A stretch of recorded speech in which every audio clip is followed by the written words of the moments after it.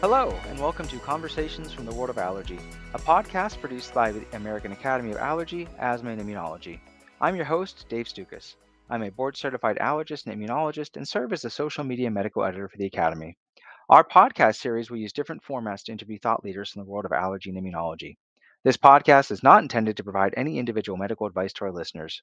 We do hope that our conversations provide evidence-based information. Any questions pertaining to one's own health should always be discussed with their personal physician. The Find an Allergist search engine on the Academy website is a useful tool to locate a listing of board-certified allergists in your area. Finally, use of this audio program is subject to the American Academy of Allergy, Asthma, and Immunology Terms of Use Agreement, which you can find at www.AAAAI.org. Today's edition of our Conversations from the World of Allergy podcast series will discuss the new Academy online educational course titled A New Horizon of Atopic Dermatitis Therapy. We are pleased to welcome Dr. Anna Fishbein to today's episode. Dr. Fishbein is an associate professor of pediatrics in the Division of Allergy and Immunology at Ann and Robert H. Lurie Children's Hospital at Northwestern University Feinberg School of Medicine in Chicago, Illinois. Dr. Fishbein's research and clinical focus is on atopic dermatitis, and she has a unique interest in learning more about how circadian rhythms affect various aspects of allergic inflammation. Dr. Fishbein served as one of the co-creators of this educational course and is also a faculty member as well. With that, Dr. Fishbein, thank you so much for taking the time to join us and welcome to the show. Thank you. Thanks for hosting me. No, this is great. I'd love to learn a little bit more about your own background and interest in atopic dermatitis. So if you wouldn't mind sharing with our listeners, what initially got you interested in atopic dermatitis and what continues to really stoke your research flames for this condition? It's a great question. I would say when I was in training, we sort of referred a lot of these patients to dermatology. And when I was practicing clinically, I was just sort of interested in the quality of life aspects and some of the sleep disturbance that my patients were experiencing. And as an allergist and immunologist, I felt like, I know about this disease. I really should learn more about skin itself and try to take care of these patients. And we also learned a lot about nocturnal asthma. There was such knowledge about that, but even though all my patients were telling me their eczema was getting worse at night, I really didn't have a good answer for them as to why or how to treat it. So that's just a little bit about my interest in atopic dermatitis, and especially as an allergist and immunologist, and then my research interest in nocturnal eczema specifically. No, that's really fascinating. And in regards to the nocturnal eczema, what's unique about the timing of itch and the nocturnal variation for children and adults with atopic dermatitis? You sort of touched upon this already, but can you tell us a little bit more about that? That's a great question. So when we think about I frequently ask my patients about when their eczema is the worst or when their itch is the worst, and I generally get answers, and we've now just published this, but it's actually generally worse in the evening, right before bedtime. And it appears in our preliminary work that the mechanism, and that's been shown from other groups by patient report as well as objective measure of scratching, that before bedtime, a little bit before it gets worse, and we think it's related to barrier dysfunction. Tends to get worse at night, right before bedtime in eczema patients, which is a little bit different than healthy control skin, which tends to have a healing process overnight, a little bit different in the eczema patients. And then separately, there seems to be a pattern to sleep disturbance, which is separate from the itch and scratch itself, but a lot of interesting timing mechanisms there. Yeah, do we have any sense of, the underlying, immunology or impact of the circadian rhythm, or we just know that, as people get closer to bedtime, it tends to get worse? Yeah, so it appears to be barrier function. So if you measure barrier function by transepidermal water loss, so like water evaporation from the skin, which is a really nice measure of skin barrier health, it tends to get worse towards the evening, and then overnight it gets a little bit worse in the eczema patients, and in the control patients it gets a little bit better. So there's something about that timing, which we have some other ongoing work looking at the molecular underpinnings from sequencing, RNA sequencing biomarkers. But also at that same time, you also have the inflammatory upregulation, which is partially cortisol mediated and then partially the interaction with the skin barrier that's more defective overnight. So we've seen a signal of viral immunity is worse overnight, and that's also causing this not just inflammation, but also poor response to microbiome, particularly viral microbiome in the skin. So you have all of those unique factors happening at night that are at play. That's really fascinating. And as you're going to discuss further, atopic dermatitis is not as simple as many people sometimes make it out to be. So I think this is just a small clue into the complexity that underlies this condition. Well, as we discuss atopic dermatitis, I think before we get into the educational course and what that offers, maybe let's just start by having you describe, the presentation, clues to diagnosis, how this can impact patients. Give us a little bit of background, if you may. That's a great question. So sometimes when we think about diagnosis, we simply think about the itch that rashes, which I think is an appropriate way to think about it colloquially. And I often will tell my patients that, or they'll actually tell me that. In terms of thinking about the differential in pediatrics versus adults, there's always those must not miss diagnoses. So in adults, it's the cutaneous T-cell lymphoma. If they have an atopic history in adults, it sort of points you more towards atopic derm versus allergic contact derm, which is something that in adult patients, particularly, you want to rule out.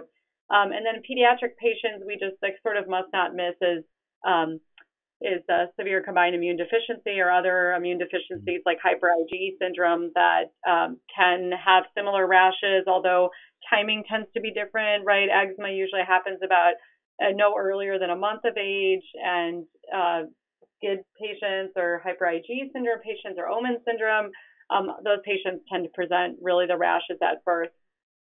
So those are just a little bit about thinking about the differential, clues of diagnosis. Of course, again, if we think about the criteria for atopic derm, Hanifin and Rika, or the American Academy of Derm, it has to be, itch should be present, should be potentially present in the flexurals in older kids, and in the younger kids, that typical distribution on the extensor surfaces. So that's sort of what I'm thinking about when I see patients. So the itchiness and then the typical distribution of the rash, the must not miss diagnoses we thought about, it's not there. Yeah. Okay. Yeah. So I like the focus on itch, and I think that's a huge differentiating factor, certainly from the patients that I've seen. And I don't know about you. I mean, you're an expert on atopic dermatitis, but I get plenty of referrals to come see me because allegedly I'm going to tell them the cause of their child's atopic dermatitis. It's such And a I great cause. oftentimes, yeah, and I find myself at a loss. I try my best to explain things, but please inform me. Am I missing out? Is there some single reason why some people develop it and others don't? Is there a single cause to atopic derm? Yeah, I wish I would be. I would be a wealthy woman if I knew that one cause, but unfortunately, it's not. As we know, it's multifactorial. There is genetic predilection, right? So part of the criterion for diagnosis can be a immediate family history of atopic derm or other allergic conditions, but um,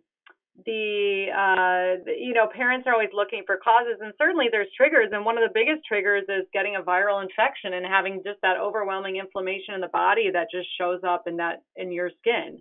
So I always remind parents of that. And then when they think back to their child, they're like, oh yeah, when they got a cold, their skin really flared up. And I'm like, yeah, well, that's, we can try to find things that are irritants, such as harsh soaps, not keeping your skin moist, things like that, that can certainly trigger itchy, woolly clothes. But, there's not really a single cause. Yeah, let me just clarify that. So rarely there's a single Yeah. cause, and I don't know as for you, but a lot of parents come to me asking about which food caused it, and we know from the literature it's Hmm. like Hmm. really no more than 20 to 30% of moderate to severe AD that might have a food trigger, and I always mention the risk of if you avoid those foods that you could have reactions. So, and then I say, your baby is not eating peanuts, so that's clearly not the cause. So, sometimes it's just practical thinking and parents connect on that level. Right. I'm glad you touched upon that because I was gonna say that you didn't mention that it's artificial food colorings or strawberries or the the easy fixes that a lot of Yeah. parents or sometimes even pediatricians look for. Yeah, but I mean, it Yeah. is true, like strawberries have natural histamine in it. Certainly that can flare. And then, of course, a lot of infantile atopic derm is on the face. So oranges are such an irritating fruit. They're so acidic. Like that definitely can flare eczema. So I think just also acknowledging the truths of what the parents are saying and trying to figure out, maybe if you put on Aquaphor before you eat that orange, you might not have a skin flare on your face. No, yeah, great advice. In general, why do you think clinicians across the board, whether it's primary care or other specialists, should learn more about atopic dermatitis? Has our understanding of the pathophysiology or treatment changed in recent years? Is there anything new for people to learn? It's such a great question. I think that with all the new therapeutics coming out, we've learned so much more about the pathways and even some of the failures in therapeutics about which pathways don't seem to be working to target atopic derm. I think that that mechanistic understanding just from trying some of these therapeutics and trials has really given us so much more information about what the causes are of atopic derm. And I think that, is a perfect segue into talking about this new educational course. So, can you tell us what led to the development of this course that's titled A New Horizon of Atopic Dermatitis? And I'd also like to learn how you were involved as well. Yeah, so it's a great question. Well, I was invited to be involved, but I also Mhm. just, the Quad AI has done such a great job with education generally, and atopic derm, I think, as allergists, especially now that these biologics are things that we are comfortable with and are treating a lot of our other diseases, such as asthma, et cetera. In the olden days, systemics, we really just the dermatologist kind of took care of it. But I think now, as allergists, it's really our role to learn about this disease, personalized therapies for our patients that often have multiple comorbidities, and figure out what the best treatment plan is for them. And I think this program is really it gets a nice overview of mechanism, but also talks about from the patient perspective and really nice modules on skin of color. And so just trying to learn about how can we personalize our treatment to our patients. Who thought of the title? I love it. A New Horizon of Atopic Dermatitis. I don't know I thought of that title, but I do like it myself. So you're not going to claim credit for it. That's fair. I It's will very not take honest of credit you. for that. No. Who's the target audience for this course? Yeah, so it's not just allergists. So you can tell your staff too. Nurses can get actually continuing education for it. I think dermatologists as well. I think we were able to get the derm board to approve it. So dermatologists, allergists, and other allied health professionals could do it as well. So it sounds like really anybody who's involved in the care of patients with atopic dermatitis. Does that sound appropriate? Absolutely, yes. And they all get CME or some sort of continuing education credit for it once they complete the modules. Yeah, I think that's really important. How long will the course take to complete in order to get those CE credits, depending upon their specialty and background? And then what do they have to do to claim them? Great question. So if you just sign up through the Quad AI website, there's three modules and then a follow-up assessment that happens 30 days later. So it ends up, I think the total amount of time is under 3 hours, and then you get about 2.75 to be precise, CME credits that count towards part four of the MOC from the American Board of Allergy. Okay. And when it comes to the MOC for the ABAI, what do people have to do? Do they have to take like a post-survey test a certain period afterwards, or give a pint of blood, or what else is entailed there? Yes, no blood draws needed. You don't have to sign up for a research study. It's just 30 days later. You just do the simple post-test assessment, and then you'll get your credits. Okay, that sounds pretty easy. Where can Yeah. people find this online, and how much does it cost? It is free for members. I don't know if non-members have to pay. Certainly the derm people, I think it's free for everyone, but I'd have to double check on that. And Hmm. you just do it right on the Quad AI website. I actually, right before we started talking, I just clicked on it, went on the website for CME, signed up. So I'm already ready to go. Excellent. And for listeners, we will definitely put the link in our show notes. So if you access this through the website, you'll be able to click on that and it'll take you directly there. All right. So a free course, at least for members, but we'll double check on everybody else. And then you get CE credits and modules. Tell us more. What can people expect from the way that the education is delivered? Is it just a series of, is it you talking to the camera for 2.5 hours? Do we have slides, presentations? Are there pictures? Does it have to be completed in one sitting? Tell me more. Yeah, great question. It can be done at multiple times. A lot of great material here. So there are some lectures we borrowed from previous work that we thought were really good. We kind of pulled the best that's been recently presented and then added to it. So there's a nice section on like thinking about small molecules and biologics and kind of reviewing what that is.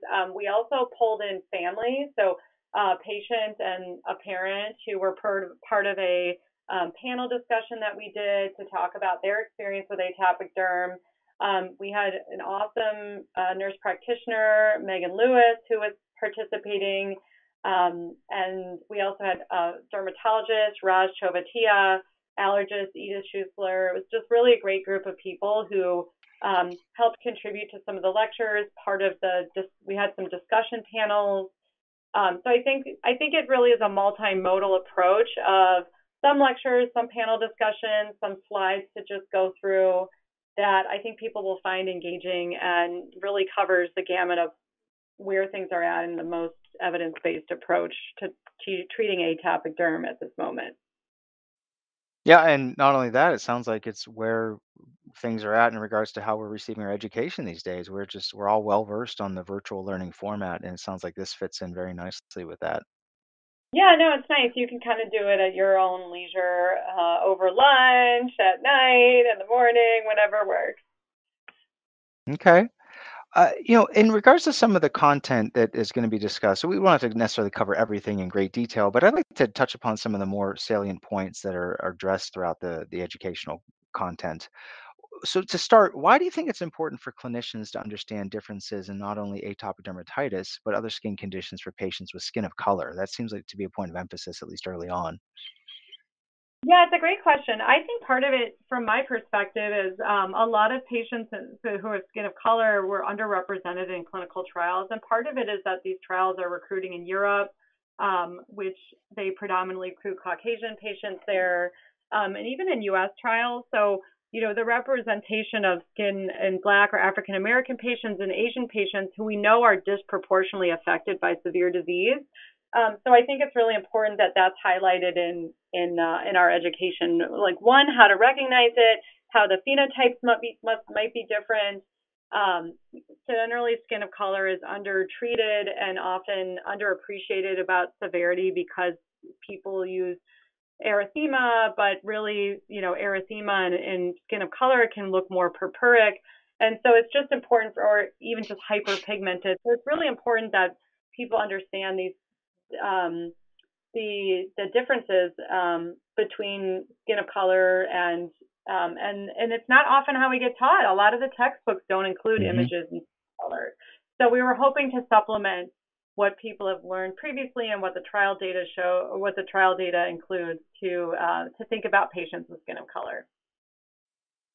I couldn't agree more. And it's of all the dermatology lectures I've been to over the last couple of years, it seems like that seems to be a real point of emphasis. So I'm glad that there's more attention being raised to this very important area. You mentioned some of these newer treatments, but what are some of the newer treatments that are discussed throughout this educational course? And I guess why do people need to learn about them? Yeah, I mean, so in pediatrics, dupilumab just got approved for 6 months and on, so that's really exciting because that's the first time we have an on-label systemic therapy for these young kids that doesn't require monitoring. And as a pediatric allergist, to me, that's particularly exciting. So we talk about some of that and also some of the newer trial data. The oral JAK inhibitors are now available, so that's really exciting. Topical JAK inhibitors. So we really go through some of those mechanisms and talk a little bit about who might be the patient you would choose an oral JAK versus an injectable biologic for. Oh, that's great. And within the asthma world, we've had choices of different biologics that approach different immune pathways for several years now, and we have yardsticks and different tools to help people sort of sort those through. Is there sort, as you mentioned, is there sort of some patient selection criteria that's offered throughout, and or other resources that people can access afterwards? That's a great question. So the Quad AI is making new guidelines that aren't going to come out till 2023. So we weren't sure when those were going to come out. So that's kind of going to be the next best tool to go to. There is the atopic dermatitis yardstick that got published a few years back, but doesn't have all the newer biologics in it. Our group personally is making a new as a decision aid for pediatric atopic derm that will be released shortly. So there are some resources that what we point to, and that will be updated in the near future as well. Yeah, I anticipate this is going to be an area that we're going to see rapid publications and guidance, and I'm sure talks at our national and regional meetings as well. So stay tuned, everybody. But I'm glad that this will be addressed during this educational module as well. One thing I would say about choosing biologics, there really isn't a lot of head-to-head trials in terms of like which therapies are most effective. There are some meta-analyses that have been done that people might find helpful thinking about which biologic or which oral JAK inhibitor to use in their atopic derm patient. But this is going to be an area that is going to have a lot more for us to learn about in the next few years and a lot more data. Yeah, everybody wants to drive the shiny new car, but not everybody knows how to drive it, right? Oh, there you go. Well stated. So, along those lines, if we can't understand, or if we need to learn how to understand how to best utilize these new treatment options, can you offer some thoughts on why shared decision making is important when discussing these with our patients and parents of children who have atopic dermatitis? That's a great question. And we did do a little segment on shared decision making and also talked to our patients and parents representatives in the CME. But shared decision making has become very popular, and it's partially because we want to help our patients get what they want. We want to personalize their treatment and also help them adhere to it. If we don't include the patient and the parent or family in the case of pediatrics in the decision, if we tell them what to do, they're just not going to do it. So it's also important for families to feel like they understand the risks and benefits. With all these new therapies, there's obviously side effects. So it's really important to have that discussion about, well, what is the risk and benefit of no treatment? What is the risk and benefit of a biologic or oral JAK inhib or a topical therapy, or where do I start? So all of these are conversations that we want to encourage providers to have, and this CME also gives a little primer about how to do that. No, it's good. And in my experience, it takes a lot of practice as well. I mean, it's sometimes a challenging conversation to have, especially with multiple different options available. Do you have any tidbits from your own clinical practice about, how to guide somebody through these different options? Yeah, it's a great question. I was mentioning we're making a patient decision aid that's validated through the international, uses the international guidelines for decision aids. And so there's specific criteria to do this that's been internationally validated. And so we have patients, first they need to understand what the diagnosis is. They need to understand even what the treatment options are. And with atopic derm, it's so dependent on disease severity, and sometimes a patient or parent's perspective on severity might be different than a provider's. So it's also helping them get to the point to understand their level of severity and then what the options are for them with that level of severity.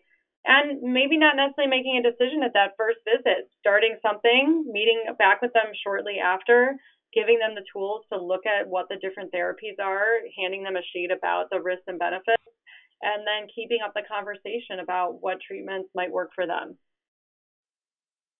And I don't know if this is addressed in the educational course, and it probably isn't, but any thoughts on how health literacy plays into all of this? We know a lot of our patients may not understand the information that we're providing to them. So, is that something that we need to consider when it comes to all these new treatment options? What a great point. I mean, I think it's also not even just about someone's educational literacy. People can be very smart and, read at a high level, but they might not have good health literacy. They may not really understand how the healthcare system works, how these treatments work. And so I really approach all my patients, even other providers, if they're not, even if they are in our specialty, I really just take them back to the basics and talk about what the options are. I ask them, like, let me know if you already know this and you want me to skip through it. But it's important to give people from the beginning how I made this diagnosis, why I don't think this is a food allergy. I really just go through all of that. Oh yeah. You personally have been very productive, in the first decade or so of your career, as a physician scientist and all the involvement that you have. But I wonder if you would be willing to share something that maybe you learned about developing an educational course such as this one that you didn't know before your involvement. Yeah, no, it's a great point. I really enjoyed working with the multidisciplinary team. My research is very multidisciplinary, but a lot of the educational work I've done has not been quite as multidisciplinary. So I really enjoyed working with our nurse practitioner colleague who gave a great perspective on with her training and her patient population, as well as the dermatologist, Dr. Chovatia and Dr. Schussler. And it was just really great to have these multiple perspectives, as well as the Quad AI perspective about what they want to get out there. It was really nice to work with all these different stakeholders and put together something that reflects a product that is what everybody thinks our patients need. Hmm. That's great. In your opinion, what are some of the unmet needs in regard to atopic dermatitis? I'm sure that this course or any course can't go into all of the different areas. So where do you think we need to address our attention next? That's a great question. I think the biggest gap is in treatments for itch. I think most providers would tell you that I mean, these new biologics work really well for that, but we also have a lot of patients who have more mild disease and maybe don't need a biologic, but really just need treatment to curb that itch, as well as sleep disturbance. Some people have persistent sleep issues even on biologics. So I think that's an area of development that really needs to be looked into, and I hope that we see more good therapeutics in that area. Hmm. We like to ask our guests to get out your crystal ball, dust it off for a little bit, and there's zero pressure here. Nobody's going to hold you to this, but uh, where do you think we're going to be with treatment in 10 years if you had to make some prediction here? That's a great question. I mean, I think all of our hope is that there's some great biologics that we'll give to patients who are high risk early on, get their atopic derm under control, hopefully prevent food allergies and asthma. And I know there's a lot of great researchers already doing this with the Park study and Xolair for asthma. So hopefully we start to gather bits of information that we can learn and start putting those pieces together so we can really prevent the atopic march. Prevention, that's such a hot topic these days, and I agree. I think we're on the cusp of understanding this a lot much better for all kinds of atopic conditions. At least I hope we are. Yeah, and I think also there's a goal for cure, right? Like my kid has atopic derm. Can you cure it? We're certainly not there yet. You stop dupilumab and the patient's AD comes back. So the goal of cure is also one that I think we're all looking towards. I hope we'll be there in 10 years, but I'm not sure. Hmm. No, absolutely. Well, I think this sounds like a wonderful educational course. I really appreciate you taking the time to join us and to Yeah. discuss it. So, Microbiome is such a big part of atopic derm. We oh, do talk a little bit about it in this course, but I think it's so hard. There's really almost very few areas in atopic derm where microbiome, or not atopic derm, in medicine where we have microbiome treatments that are curing disease or preventing it. And so I hope that we have more science in the next 10 years, and that's an area that we can also work on. yeah. So, I'm sorry, the microbiome is discussed in the educational course? I think we have a little bit on it, but there's been some frustrating.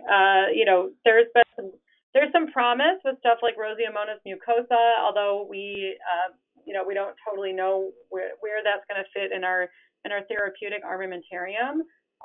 But I think microbiome is something else to look for in the next 10 years. Okay. Well, I mean, your passion for this just really comes through, and I'm so glad that you've dedicated your career to better understanding this and making some breakthroughs that all of us and more importantly our patients can benefit from. If there's a call to arms for why somebody listening should take the 2.75 hours of their life to go through the course, what would it be? Why, what's your big plea here? Yeah, do it for your patients. They want you as their allergist to be able to take care of their atopic dermatitis and to give more personalized approach. Yeah, they can say, "Hey, I'm so glad you're here. I just took this, up-to-date course from the academy as some of the leading experts in the field, and here's what I learned, and we're going to see if we can to make some improvements in your care." I love it. That's fantastic. Well, again, thank you for taking the time to join us. This was very helpful, and we're going to provide links for everybody to check out the course themselves. Do we miss anything? Do you have any last words that you'd like to convey before we depart? I don't think so. Thanks everyone for listening. Thank you again. We hope you enjoyed listening to today's episode. Please visit www.AAAAI.org for show notes and any pertinent links from today's conversation. If you like the show, please take a moment to subscribe to our podcast through Apple Podcasts, Google Podcasts, or Spotify so you can receive new episodes in the future. Thank you again for listening.